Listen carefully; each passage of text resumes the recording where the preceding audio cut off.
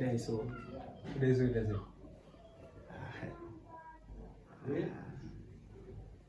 Chingonozvo. Svika padeni, ndiri padeni shamani.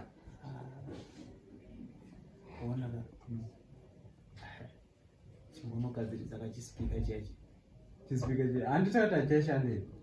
Achogona kuti. Shamani rambo yenda undigadzisa chispika chisingashande. Pakaipa. Chingodai garden, wadii garden. Ndadidza musei.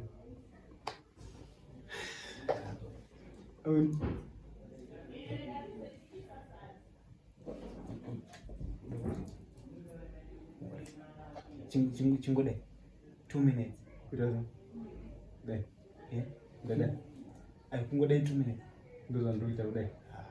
Naimba. Shama ungoramba ingoti kudai chingotaura kuti ndiite sei. Chimbobuda. Handichibudire. Ndingodownloada shama handisi wifi tabhokisi manje wifi. Pandinodownloadira padhoga. Asi handichimborumwa nemosquito kwane mosquito kunzoko shama. Padhozara. Patini dai mbobuda. Asi iwo pamadhira ako ino ndinobuda. Sha. Nditombomira kuti season 4 itange yapedza. Chimira. Pano wangu. Ona. Chiu. Ona dhiri rukuiti. Dhiri parari kumboitika. Name imiki dhiri ranombotaura nderei. Rungonzi dhiri. Muri mama nchenjere.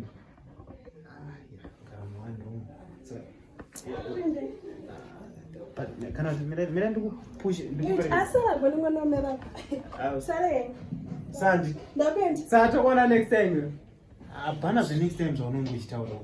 Chii chakadai so mwana? Ona ndada kudai so. Kudai so kuita sei? Patiwo paunoenda nevanhu vako, ini ndinobuda panze. Shando dai ndozvinhu zvaungofanira kungotaura kuti dai wabuda panze. Saka language wangu usingainzwisisi. Ndasinganzwisisi ungoti dai so.